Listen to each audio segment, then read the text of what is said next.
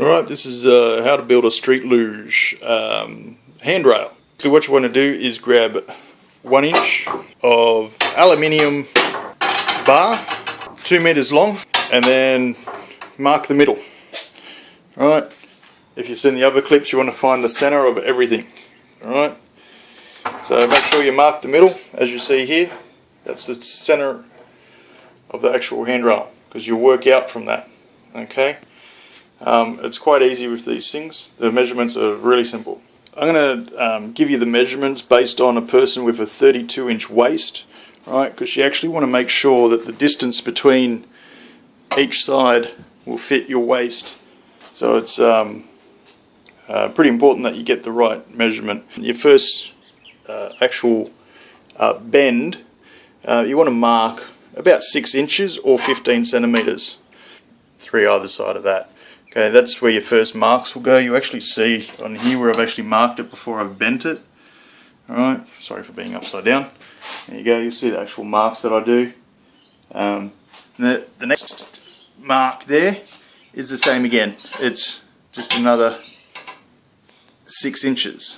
Okay, so don't mind that it looks kind of off here. It actually is about 15 centimeters. I mark it. So if you want to be accurate, it's 15 centimeters, not 6 inches.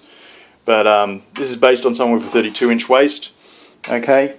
Your next measurement down for the downturn. Right. So you have your first 2 sections here. Right. This one being the most important one. This is the one. If you got a bigger waist, you want to take this one out to maybe 7 inches or something like that. So it's usually 1 inch for every 2 inches of waist. I found it to be. So if you're 34-inch waist, you can go up to about 7 inches out. Okay. But for the downturn, that can be entirely up to you how long you actually want to make that. I usually measure where my arms sit from where I'm actually going to position the board. Position the handrail. Alright, so I'll position the handrail and then find where my hands rest, and I'll make sure my hand actually rests just above where the actual bend is going to be. So my hands generally sit just above there.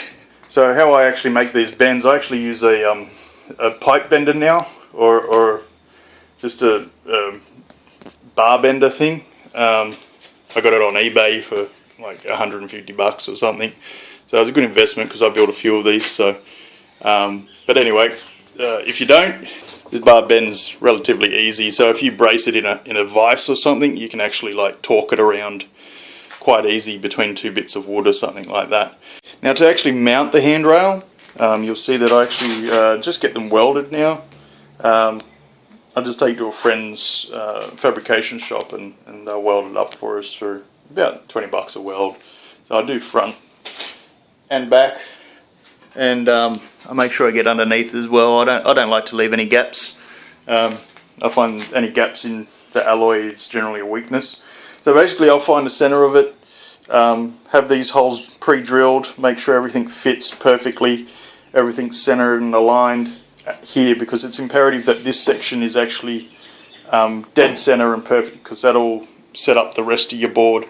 You'll see I've actually detached this just so I can show you how I do the next bit. So basically what I do is, once the tabs are actually fitted, I'll just mark on here where I need to drill. So I'll drill this out first just with a hand drill. It's really easy, you know. So I'll drill through there, flip the board upside down, then I mark the next hole with the actual drill bit, and just, you know, go straight through. You increase the size of it to fit whatever nut, bolt or screw you actually want to put in. So that's your board. One last thing, you might want to do a leg rest. Okay, this stops your legs from hitting the wheels, okay, when you're actually riding. If you got wheels underneath, right, your legs aren't going to actually hit the wheels when you're actually riding. Anyway, so that's basically how you mock up a board. And after that, you can chuck your wheels and risers on and go riding. Okay, one other thing that I actually did with this board in particular, I want a really stiff board, and I don't want it going anywhere or flexing or anything like that. So I've actually just added a little extra spine that I actually cut down myself. This is actually this stuff that I've actually like machined down at a friend's place and then just sanded off. You can actually just cut it with a jigsaw. Make sure you wax your blades. I didn't do so with two of them because I ran out of wax. Waxing the blades actually, whenever you're cutting any aluminium, will actually help the life of your blades by about 5-fold at least, you know. So don't do it, and yeah, you'll go through at least 3 blades with this, whereas if you wax it, you wouldn't even go through one.